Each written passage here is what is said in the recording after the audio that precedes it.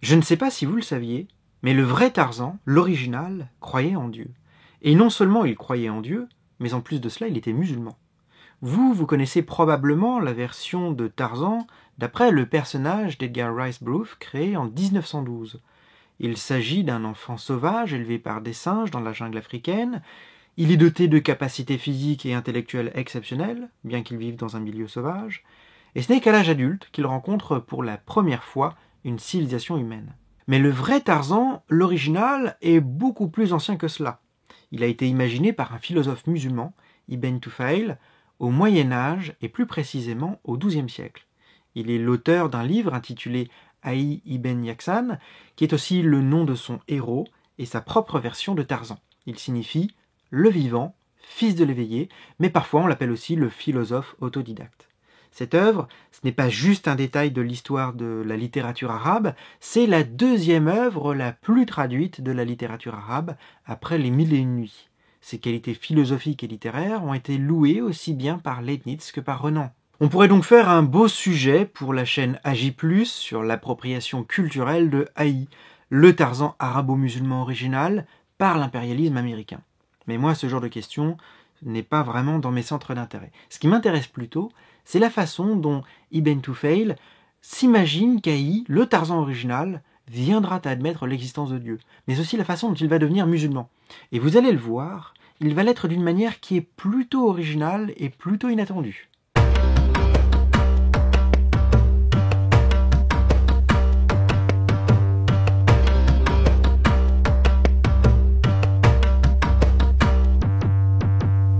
Aï est un enfant sauvage. Il est né sur une île déserte et il a grandi sans contact avec la moindre civilisation. Alors comment cela est-il possible ?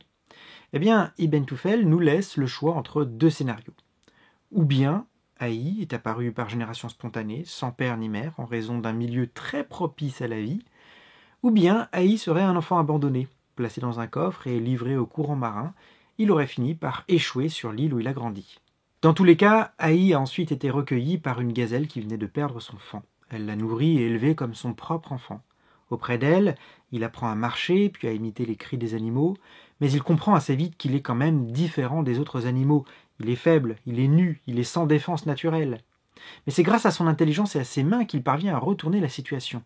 Il peut se fabriquer des habits, des armes, la technique lui permet de dominer la nature, il apprend à maîtriser le feu et à domestiquer les animaux. Alors qu'il n'a que 7 ans, sa mère adoptive meurt de vieillesse. Aï pleure, il crie, mais elle ne répond plus. Cherchant à la sauver, il examine son corps, mais il n'y a aucune blessure apparente. S'imaginant une possible blessure interne, il ose ouvrir le corps de la gazelle, il examine ses organes, mais il ne trouve aucune blessure. Si alors, entre la vie et la mort, le corps ne change pas, c'est peut-être qu'un principe de vie incorporel disparaît lors de la mort, et Aï suppose alors l'existence d'une âme. Aï est obsédé par cette question. De nature curieuse, il examine tous les animaux, il pratique la vivisection et la dissection afin de comprendre leur fonctionnement. Et il finit par comprendre que le corps est un ensemble d'organes, mais qu'une seule âme, une même âme, fait l'unité du corps. En effet, c'est une même âme qui sent par des organes qui sont pourtant différents. C'est la même âme qui coordonne le mouvement de membres qui sont différents. Chaque membre a sa fonction propre, mais en soi, chaque membre est insensible et inerte, comme on le constate s'il est amputé. C'est donc l'âme qui fait l'unité du corps et sa vie. Une fois qu'elle disparaît, le corps meurt, il perd son unité, il se désagrège. Aï se passionne pour la science et la philosophie. Son île est pour lui un laboratoire de recherche. Il examine, il classifie tout ce qu'il observe, et il recherche les causes explicatives. Et c'est ainsi qu'il arrive, à l'approche de ses 30 ans, à l'idée de Dieu. Il est incapable de déterminer si l'univers a eu un commencement ou s'il a toujours existé, mais dans tous les cas, l'univers doit avoir eu une cause pour être expliqué. S'il a eu un commencement, une cause doit lui avoir donné l'existence. Et s'il a toujours existé, une cause doit au moins lui avoir donné le mouvement et la forme dont la matière est initialement et en soi dépourvue. Cette cause est différente de l'univers. Elle est donc immatérielle. Elle est également incorruptible car seuls les corps ont des parties qui peuvent se délier. Elle doit être suffisamment puissante pour créer l'univers ou pour lui donner le mouvement sur une durée infinie. En tant que cause, elle connaît l'univers, sa sagesse est d'autant plus évidente lorsqu'on constate l'ordre, la finalité et la beauté dans le monde. Haï atteint ainsi l'idée de Dieu par le seul moyen de la raison naturelle, afin d'expliquer l'univers qu'il observe. Il affirme l'existence de l'âme et de Dieu sans recourir à aucune révélation ni religion. Alors qu'Haï atteint ses 35 ans, il réfléchit aux implications éthiques de ses découvertes. Il sait qu'un jour, il mourra. Or, son âme est incorporelle et ne mourra pas avec son corps. Il pense qu'elle subsistera dans l'état dans lequel il mourra. Or, l'état de béatitude consiste à méditer Dieu. En effet, la joie de notre raison se trouve dans la pensée d'une vérité, et il y a d'autant plus de joie que cette vérité est d'autant plus noble. Or, la plus noble des vérités, c'est Dieu. Haï s'inquiète donc de mourir autrement que dans un moment de méditation sur Dieu. Mais comment rester dans un tel état en permanence sans être détourné par le sensible et par les besoins physiques ? Haï constate qu'il a besoin de son corps pour méditer. Il faut donc l'entretenir, mais en se limitant au strict nécessaire. Il décide de fermer les yeux, de se boucher les oreilles, de rester immobile, d'oublier qu'il a un corps, de lutter contre son imagination et de se concentrer uniquement sur l'idée de Dieu. Et à force d'entraînement, ces temps de méditation deviennent de plus en plus longs et de plus en plus extatiques. Vers sa 50e année, son île est finalement découverte par un habitant d'une île voisine qui cherchait un lieu paisible pour méditer. Il s'appelle Assal, il est intelligent, pieux, et il cherche le sens allégorique caché de son livre sacré. On comprend qu'il s'agit du Coran. Assal rencontre Haï, il lui apprend à parler et il l'interroge sur son histoire. Et Assal est alors frappé par sa sagesse. À son tour, il lui explique sa religion. Haï comprend aussitôt qu'elle est une présentation symbolique de ses propres idées. Il décide alors de se convertir à l'islam et de suivre son prophète. Mais Haï ne comprend pas pourquoi le prophète utilise des paraboles. Il ne comprend pas non plus pourquoi il est aussi laxiste concernant les plaisirs terrestres. Il décide donc de se rendre sur l'île voisine afin d'apporter la vraie vérité, la vérité littérale, à ses habitants. Et ceux-ci, bien que très accueillants, ne sont pas très intelligents. Ils lisent littéralement leurs textes religieux, ils refusent de penser par eux-mêmes, par leur propre raison, ils n'acceptent que les arguments d'autorité. Ils sont attachés à leur religion qui leur procure un ordre social et qui leur concède des plaisirs terrestres. Haï comprend alors que le prophète était très sage parce qu'il ne pouvait pas mieux faire avec une masse aussi moutonnière, c'est dans le texte. Il décide alors de rentrer avec Assal et de retourner dans sa vie de méditation jusqu'à sa mort.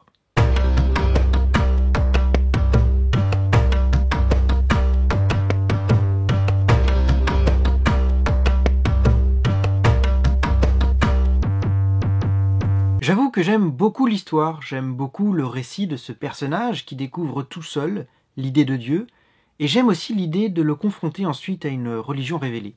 Évidemment, il n'est pas très crédible qu'un individu tout seul, isolé, et d'autant plus s'il ne connaît pas le langage, puisse arriver à une idée philosophique et abstraite de Dieu.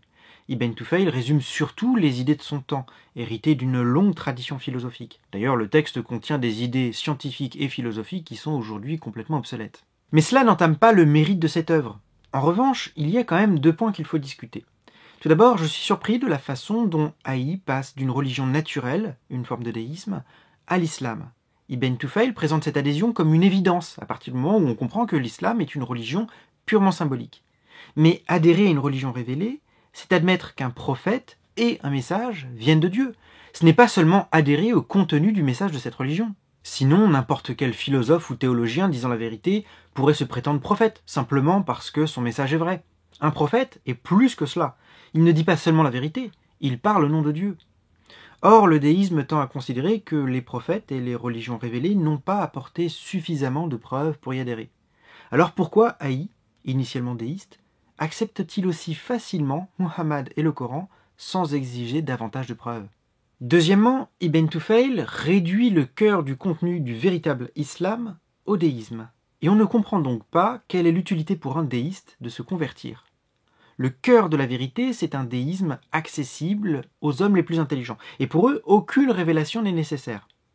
Mais pour une question d'accessibilité, Dieu a quand même envoyé un prophète et un livre pour que le commun des mortels puisse entrevoir la vérité.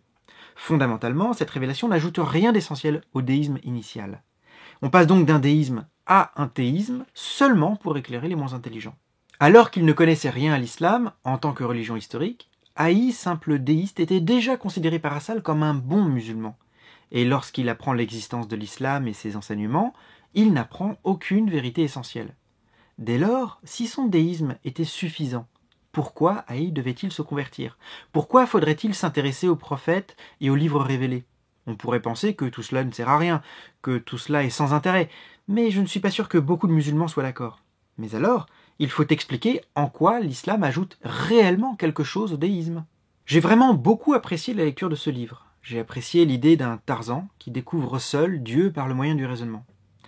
Mais j'ai pas compris pourquoi Aï se convertit à l'islam, parce que la façon dont il est présenté manque de preuves et n'ajoute rien à son déisme. Il aurait pu rester déiste, sceptique et indifférent vers l'islam, il semble que cela n'aurait finalement rien changé pour lui.